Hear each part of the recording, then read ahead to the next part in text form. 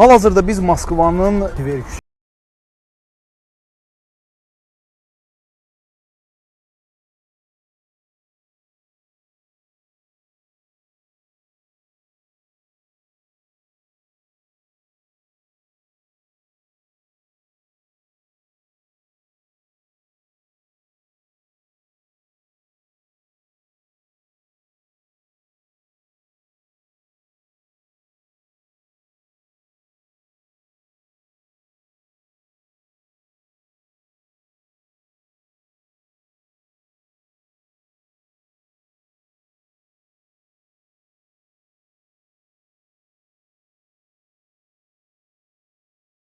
Fərid Əkbərov, İctimai Televiziyanın Rusiya bürosu, Moskva. Azərbaycanda jurnalistika fəaliyyətimə başlamışam. APA İnformasiya Agentliyində elə Bakı Dövlət Universitetinin Filologiya fakültəsinin 3-cü kurs tələbəsi olarkən APA İnformasiya Agentliyində ölkənin ən böyük nəhəng agentlərindən birində jurnalistika fəaliyyətinə başlamışam. Daha sonra hərbi xidmətə yollanıb, təzədən hərbi xidməti bitirdikdən sonra yenidən APA-ya qayıtmışam və APA-da bir il işlədikdən sonra demək Azərbaycan Prezident Administrasiyasının xətti ilə və tələbə qəbulu üzrə Dövlət Komissiyası, o vaxt belə adlanırdı, indi Dövlət İmtahan Mərkəzi adlanır. Onlar müsabiqə elan eləmişdilər Moskva Dövlət Lingvistika Universitetinin Beynəlxalq Jurnalistika fakültəsinə və orada ixtisas artırma təhsili 2 illik və bir də ikinci ali təhsil belə deyək, ikinci ali təhsil və RIA Novosti Beynəlxalq İnformasiya Agentliyində 2 illik təcrübə proqramı keçməlidir. Jurnalistlər arasında müsabiqə idi və həmin müsabiqədə qalib oldum və Azərbaycan Prezidentinin 2007-2015-ci illərdə Azərbaycanlı gənclərin xaricdə təhsil alması ilə bağlı dövlət proqramının qalib oldum və Moskvaya yollandım. O zaman dediyim kimi APA İnformasiya Agentliyində çalışırdım və müsabiqənin qalibi oldum və Moskvaya yollandım və eyni zamanda APA məni Moskvaya müxbir kimi, xüsusi müxbir vəzifəsinə təyin elədi. Elə o vaxtdan 2010-cu ilin dekabrından Moskvada xüsusi müxbir vəzifəsində çalışıram, belə deyək. Və 2011-ci ildə Rusiya Xarici İşlər Nazirliyindən akkreditasiya aldım və o dövrdən Rusiyada APA İnformasiya Agentliyini təmsil etməyə başladım. Demək 2018-ci ilə kimi, 2018-ci ildə, 2019-cu ilə kimi, 2019-cu ildən isə İctimai Televiziyanın Rusiya üzrə xüsusi müxbiri vəzifəsinə təyin olundum. Eyni zamanda həm də APA İnformasiya Agentliyində xüsusi müxbir kimi fəaliyyətimi davam elətdirirəm. Elə bir İctimai Televiziyaya çəkirəm, belə deyək.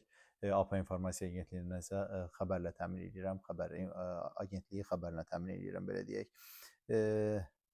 Yəni dediyim kimi, təhsil almağa mən göndərildim. 2 il oxudum Moskva Dövlət Lingvistika Universitetinin Beynəlxalq Jurnalistika fakültəsində və eyni zamanda başladım orada həm də xüsusi müxbir kimi fəaliyyətimə. Moskvada ümumiyyətlə xüsusi müxbir kimi çalışmaq, belə deyək, asan deyil. Sadəcə olaraq mənim jurnalistika təcrübəm var idi deyənə, yəni Bakıda, Azərbaycanda çalışmışdım jurnalist kimi. Mənim üçün gəldim bura, yəni eyni zamanda biz dediyim kimi bura 6 jurnalist həmin müsabiqənin qalibi olmuşdu, ayrı-ayrı informasiya agentliklərindən, qəzetlərdən belə deyək. Və onlardan da biri mən idim. Biz başladıq RIA Novosti İnformasiya Agentliyində təcrübə keçirdik və bu təcrübə keçdiyim zaman həm də APA-ya çalışırdım. Ona görə də xəbərlər toplayırdım, göndərirdim, mənbələr qazanırdım, belə deyək. Mənbələr toplamağa başlayırdım, siyasi ekspertlərlə, tədbirlərə gedirdim, baxırdım Rusiyanın hansı tədbirlər var, Azərbaycan üçün əhəmiyyəti olan tədbirlər və yaxud Rusiyanın daxili siyasəti ilə bağlı, xarici siyasəti ilə bağlı bu tədbirlərdə iştirak eləyə-eləyə, belə deyək, özümə jurnalist kimi mənbələr qazandım və o mənbələrin hesabınadır ki, hal-hazırda 10 ildən çoxdur ki, Rusiyada xüsusi müxbir kimi fəaliyyət göstərirəm.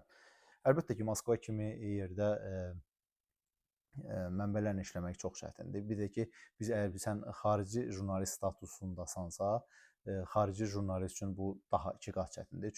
Çünki əcnəbi jurnalistdə, bu bütün ölkələrdə mənə elə gəlir belədir, amma Rusiyada yəni həm də indi son 4 ildə müharibə, Qərbin sanksiyaları altında bu indiki şəraitdə daha da bu çətinləşib. Çünki müsahibə vermək istəyən, xüsusi biləndə ki, sən xarici jurnalistsən, xarici medianı təmsil edirsən, yəni müsahibədən qaçanlar, belə deyək, müsahibədən yayınanlar daha çox olur. Amma dediyim kimi bu sırf təcrübəyə bağlı prosesdir. Çünki əgər jurnalist təcrübəlidirsə, yəni bu təcrübə qazandığı illərdə özünə kifayət qədər mənbə toplaya bilibsə, həmin jurnalist o istədiyi informasiyanı təsdiqlədə, istədiyi informasiyanı tapa bilər, belə deyək. Ona görə də mənim üçün yəni biraz pafos kimi çıxmasın, yəni bu illər ərzində qazandığım təcrübə mənim kifayət qədər informasiya toplamağıma yardımcı olur. Ona görə də yəni bununla heç bir çətinlik çəkmirəm. Həm Rusiya mənbələrində, həm də burada Azərbaycanla, diasporla bağlı qazandığım mənbələr hesabına, yəni qazandığım mənbələr hesabına belə deyək, informasiyanı tapıram, əldə edirəm və ötürürəm. Xüsusi müxbir vəzifəsinə təyin olunanda əlbəttə ki, mənim yaşayış yeri ilə, yəni kirayə mənzili ilə təmin elədilər. Yəni ofisindən xeyr, yəni burada belə deyək, heç bir Azərbaycan mediasının, media nümayəndəsinin ofisi yoxdur. Hamısı üçün elə bir məntəqə, ev, yaşayış yeri ayrılır və o yaşayış yerində həm işləyirik, həm də yəni biz xüsusi müxbir olaraq bu pandemiya dövründə belə idi, distant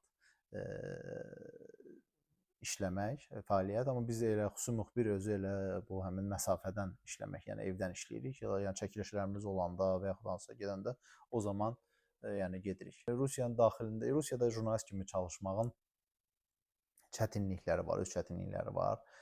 Dediyim kimi, yəni burada o biraz qapalılıq qalıb. Yəni informasiya tapmağın çətinliyi. Amma dediyim kimi, yəni jurnalist ki, işləyə-işləyə, fəaliyyət göstərə, yəni mən həm Rusiya Xarici İşlər Nazirliyində akkreditəyəm, həm Kremldə akkreditə olunmuş jurnalistəm və bu mənə kifayət qədər onların tədbirlərində işləməyə, onların tədbirlərini işıqlandırmağa imkan verir. Yəni akkreditasiya kartının önəmi, üstünlüyü ancaq budur ki, yəni sənin üçün bütün qapılar, o demək deyil sənin üçün bütün qapılar açıqdır. Bəli, bir müddət var idi ki, yəni pandemiyaya qədərki dövrdə Rusiya Xarici İşlər Nazirliyinin akkreditasiya kartı olan jurnalistlər üçün demək ki, Rusiya Dövlət Duması, Federasiya Şurası açıqdır. Yəni istədiyim o kartı göstərib içəri girə bilir. Lakin pandemiyadan sonra bu kifayət qədər demək məhdudlaşdırmalar tətbiq olundu və indi də gedə bilərik, amma lakin getmək üçün əvvəlcədən sorğu göndərməliyik, kimlə görüşmək, kimlə müsahibə eləmək və yaxud hansı iclası, plenar iclası işıqlandırmaq istəyirsə, onun üçün əvvəlcədən sorğu göndərilib, o sorğuya razılıq alandan sonra biz demək bu dediyim dövlət obyektlərinə daxil ola bilərik. Dediyim kimi Rusiyada fəaliyyət göstərmək üçün mütləq Rusiya Xarici İşlər Nazirliyinin akkreditasiya kartı lazımdır ki, sən şəhərdə sorğular keçirə biləsən və yaxud reportajlar edə bilərsən dövlət əhəmiyyətli obyektlərin qarşısında. Bütün hallarda indi dediyim kimi Rusiya müharibə şəraitində yaşayan ölkədir və dediyim yəni bu addımları da həyata keçirəndə sənə istər-istəməz yəni küçədə yaxınlaşırlar, soruşurlar, hüquq mühafizə orqanlarının əməkdaşları akkreditasiya kartını yoxlayırlar. Bu kimi çətinliklər var. Həm ictimai televiziyanın, Rusiya üzrə xüsusi müxbiriyəm, həm də APA İnformasiya Agentliyinin APA-ya gündəlik olaraq buradan materialları çatdırıram, yəni xəbərləri. APA əsasən xəbər agentliyidir və ona görə də gündəlik Rusiyanın həyatında, ictimai siyasi həyatında baş verən bütün məlumatları, həm buradakı azərbaycanlılarla bağlı, Rusiya-Azərbaycan münasibətlərindən bağlı baş verən gündəlik rejimdə belə deyək ki, fasiləsiz, yəni şənbə, bazar istirahət günləri olmadan belə bu xəbərləri ötürürəm. İTV xəbərə də, yəni ictimai televiziyaya da eynilə, sadəcə ictimai televiziyada yəni xəbər mən üçün yəni məhdud qoyulmayıb. Yəni bu qədər material verməlisən. Təbii ki, buradakı əsas gündəmdəki hadisələri onu da ötürürəm xəbər formasında, amma sujetlər üçünsə sırf tapşırıq gələndə həmin sujetləri işləyirəm, amma sırf olaraq mən daha çox az tapşırıq alıram. Çünki burada gündəlik nə baş verir, yəni Rusiya-Azərbaycan münasibətləri, Rusiyanın daxili siyasəti ilə və ya xarici siyasəti ilə bağlı nə önəmli hadisələr baş verirsə, özüm onu müəyyənləşdirirəm və onunla bağlı sujet hazırlayıb göndərirəm. Yəni heç bir material sayı ilə bağlı elə bir yəni say hesab qoyulmayıb ki, yəni aya bu qədər və yaxud bu qədər material verməlisən. Çünki özümüz də bilirik ki, yəni Rusiya hal-hazırda müharibə şəraitindədir. Yəni burdan da bütün mövzular belə deyək işıqlandırılmır. Müəyyən belə deyək də məhdudiyyətlər var. Hər mövzunu işıqlandırmaq olmur. Dedim ki, maraqlı mövzular Rusiyanın daxili gündəmi ilə bağlı, Rusiya-Azərbaycan münasibətləri ilə bağlı. Bunlar əsasən işıqlandırıb, yəni bunlarla bağlı sujet və yaxud kadr sinxron material və yaxud müsahibə formatında hazırlayıb göndərirəm. Ümumiyyətlə bir məqamı xüsusi vurğulamaq istəyirəm ki, ümumiyyətlə xarici jurnalist xüsusi müxbir vəzifəsində ilk növbədə əgər kim xüsusi müxbir olmaq, xaricdə fəaliyyət göstərmək istəyirsə, Azərbaycan mediasını, televiziyasını təmsil etmək istəyirsə, xüsusi müxbirin ilk qızıl qaydası odur ki, xüsusi müxbir, yəni xaricdə fəaliyyət göstərən xüsusi müxbir ilk növbədə getdiyi ölkənin tarixini, mədəniyyətini, incəsənətini, yəni bura kino, ədəbiyyat hamısı daxildir. Bunları və həmin ölkə ilə təmsil etdiyi Azərbaycanın ikitərəfli əlaqələrinin tarixini, bugününü və sabahını yaxşı bilməlidir. Bunu proqnozlaşdıra bilməli, ümumiyyətlə xüsusi müxbir həm də siyasi təhlilçi olmalıdır. Yəni belə desək, onun siyasi təhlil etmək qabiliyyəti olmalıdır. Çünki sən birincisi daim nəzarətdəsən. Yəni sən bu ölkədə fəaliyyət göstərən əcnəbi jurnalistsən. Əcnəbi jurnalistlər olduğu ölkənin müəyyən qurumları tərəfindən daim nəzarətdədir. Yəni artıq hərəkət etmək, yəni belə deyək, yaxşı hesab olunmur və sənin fəaliyyətində müəyyən belə deyək, problemlərə gətirib çıxara bilər. Ona görə də sən iki ölkə arasındakı münasibətlərdə o qırmızı cizgilər var və yaxud həmin olduğun ölkənin özünün siyasətində, özünün belə deyək, xarici və daxili siyasətində müəyyən cizgilər var ki, qırmızı xəttlər var ki, sən onları keçə bilməzsən. Sən onlara. Təbii ki, sən ilk növbədə özünün təmsil etdiyi ölkənin maraqlarını müdafiə edirsən, yəni onun maraqları baxımından sujetlər hazırlayırsan, reportajlar, xəbərlər hazırlayırsan, amma dediyim kimi təmsil etdiyin ölkənin və yaşadığın ölkənin, yəni fəaliyyət göstərdiyin ölkənin də müəyyən o qırmızı cizgiləri var. Onlar da yəni onlara da riayət etməlisən. Dediyim kimi, yəni jurnalist burada xarici jurnalist kimi fəaliyyət. Təkcə burada deyil. Sən əgər Amerikaya gedirsənsə və yaxud Türkiyəyə və yaxud Orta Asiya ölkələrinə təyin olunmusansa və yaxud Şərqi Avropa ölkələrindən hansısa, həmin ölkənin mütləq tarixini, siyasətini, yəni keçmişini, onların hamısını bilməlisən.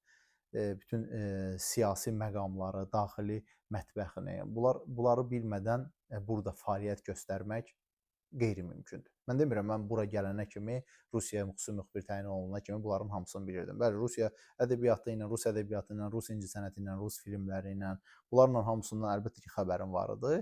Rus siyasəti ilə bağlı, Rusiyanın tarixi ilə bağlı, yəni bu humanitar təhsilliyəm, əlbəttə ki, bunları bilirdim, amma daxili Rusiyanın daxili mətbəxini gəlib orada Bakıda da bilirdim, amma burada daha da daxili mətbəxi, yəni siyasi mətbəxi nəzərdə tuturam. Yəni bunları bilmək çox vacibdir. Yəni onları da işlədiyin dövrdə öyrənirsən və bu sənin jurnalist fəaliyyətində sənə çox yardımcı olur. Rəsmi tədbirlərə, görüşlərə dəvət alıram.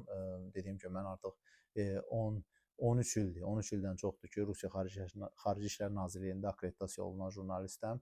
Azərbaycanın hardasa 4 media orqanı Rusiya Xarici İşlər Nazirliyində akkreditə olunub. Onlardan da biri mənəm və belə deyək, 13 ildir artıq akkreditasiya olunmuşam. Yəni bu akkreditasiya olunmaq o demək deyil ki, yəni çox adam akkreditasiya olunub, amma onların hər biri hətta heç də dövlət tədbirlərinə dəvət olunmur. Amma yəni biraz tərifləmək kimi, pafosun uzaq kimi çıxmasın. Yəni belə deyək, əgər burada xarici jurnalistlər arasında duayenlərdən biri, yəni daha çox akkreditasiya kartı, daha uzun müddət akkreditasiyaya sahib olan jurnalistlərdən biriyəm. Təbii ki, bu mənim müəyyən dövlət tədbirlərinə dəvət olunmağımda və biraz tanınmağımda yəni rol oynayır. Çünki dediyim kimi, məsəl üçün pandemiyadan sonra məsəl üçün burada böyük tədbirlər keçirilir dövlətlə bağlı, xarici jurnalistlərin dəvət olunmasına bağlı böyük tədbirlər keçirilir ki, onlardan biri də Rusiya prezidentinin illik mətbuat konfransıdır. Əvvəl bu mətbuat konfransına istənilən jurnalist, yerli və xarici jurnalist akkreditasiya olunub həmin tədbirdə iştirak edə bilərdi. Amma pandemiyadan sonra buna məhdudiyyət qoyuldu, ancaq özləri dəvət göndərirlər və o dəvət olunan jurnalistlərdən də biri mənəm. Yəni hər jurnalist ora dəvət eləmirlər. hər media orqanı dəvət eləmirlər, dediyim kimi seçirlər, özləri də və onlardan da biri mənəm. Eynilə 9 may qələbə paradında hamı, bütün jurnalistlər akkreditasiyadan keçə bilər. Orada heç bir məhdudiyyət qoyulmur, çünki açıq havada keçir. Amma məsəl üçün orada tribuna var ki, hansı ki belə kifayət qədər tanınmış jurnalistlər burada ora xüsusi dəvətnamə ilə dəvət olunur və o dəvət olunanlardan biri də yəni Azərbaycan mediasından tək mən dəvət olunuram belə biraz pafosdan uzaq çıxsın. Yəni Rusiyanın dövlət qurumlarında, Xarici İşlər Nazirliyində və ya digər Kremlin mətbuat xidmətində, yəni onlarla, yəni əgər jurnalist burada, yəni bu bilirsiniz bu təriflənəsi bir şey deyil. Yəni jurnalistsənsə, sən jurnalistika fəaliyyəti ilə xüsusi müxbir kimi fəaliyyət göstərirsənsə, sənin mütləq bu dediyim mətbuat orqanlarının, bu dediyim dövlət orqanlarının mətbuat xidmətləri ilə əlaqə qurmağın mütləqdir. Əks halda, yəni bu jurnalist kimi fəaliyyətində insanın böyük çətinliklər, jurnalistə böyük çətinliklər yaradar. Xaricdə böyük təcrübədir ümumiyyətlə. Xaricdə fəaliyyət, jurnalist kimi fəaliyyət göstərmək böyükdür. Mən hərdən bunu müqayisə edirəm. Düzdür, biraz düz çıxmır müqayisə, amma yəni jurnalist mənə yeri xaricdə jurnalist kimi fəaliyyət göstərmək daha çətindir. Bu birmənalı olaraq daha çətindir. Asanlığı, üstünlüyü bir odur ki, sən səhər o Azərbaycanda olduğu kimi Bakıda biz jurnalistikada, yəni jurnalist fəaliyyət göstərmişik. Bakıda o hər gün səhər-səhər planlaşma olur. Yəni o planlaşmada planirovka deyirlər, o planlaşmada iştirak eləmirsən. Sənin saat 8-də yuxudan durmağa, 9-da işdə olmağa ehtiyac yoxdur. Təbii ki, bəzən olur, ondan da tez dururuq. Yəni bu çəkiliş olur, tədbir tez olur. Ora giriş saat 8-dən başlayır, 9-da bağlı. Ona görə məcbursan. Amma bu hər gün olmur. Yəni Bakıda jurnalist kimi fəaliyyət göstərən hər gün səhər tezdən durub 9-da və ya 10-da işdə olmalı. Yəni bizim üçün, xüsusi müxbir üçün iş rejimi sərbəstdir, iş qrafiki sərbəstdir. Özün müəyyənləşdirirsən, sən neçədə hara getməlisən, neçədə çəkilişdə olmalısan. Yəni bunu özün müəyyənləşdirirsən. Amma təbii ki, yəni bu Bakıda hansı ki ofisdə hansı ki hər gün planlaşma olur, orada iştirak edən jurnalistlər üçün, yəni bu bizim üçün bu cəhətdən biraz asandır. Yəni biz planlaşmada iştirak eləmirik. Üstünlüklər ancaq bundan ibarətdir. O ki qaldı çətinliklərə, çətinlik deyirəm. Yəni burada təksən, dediyim kimi özün mənbələrə çıxış tapmalısan. Sənin üçün kim üçün özün müsahibələri təşkil etməlisən. Bakıda elə deyil. Bəzən biraz yəqin ki, həmkarlar məndən inciyəcək. Çünki bəzən deyirlər ki, misal üçün filan kəslə müsahibə elədim. Bəhbəhlə də paylaşırlar ki, mən Azərbaycan prezidenti ilə müsahibə eləmişəm. Əlbəttə ki, bunu paylaşmalıdırlar, sözsüz ki, amma axı gəlin və yaxud filan nazirlə müsahibə elədim. Axı sən üçün bu müsahibəni təşkil edən var. Sən üçün bu televiziyanın rəhbərliyi və yaxud baş direktor, baş redaktor, kimsə bu müsahibəni, sənin baş redaktorun müsahibəni təşkil edib, sadəcə müxbir kimi səni göndərir ora, sən get müsahibəni götür. Amma xaricdə xüsusi müxbir hər şeyi özü təşkil edir. Nə rəhbərliyin bundan xəbəri olur, nə redaktorun bundan xəbəri olur. Heç kəsin xəbəri. Sadəcə xəbər olur ki, sual versən ki, falan kəslə müsahibə eləsəm, efirə verə bilərəmmi onu? O da sənə deyir ki, hə, verə bilərsən, hünərin var, yəni bacarırsansa get elə. Mən Rusiyada 2019-cu ildə yadımdadır. Yəni Rusiyanın hakimiyyət iyerarxiyasında 3-cü şəxs var. Rusiya Federasiya Şurasının sədri Valentina Matviyenko. Onunla misal üçün Rusiya yəni mən heç kəs, yəni özüm müraciət eləmişəm, özüm qazandığım tanışlıqlar hesabına, yəni mətbuat xidməti ilə qazanıb və ondan müsahibə özüm təşkil etmişəm. Yəni bundan mənim rəhbərliyimin, redaktorlarımın, baş redaktorun heç kəsin xəbəri olmayıb. Sadəcə olaraq bunu özüm təşkil etmişəm.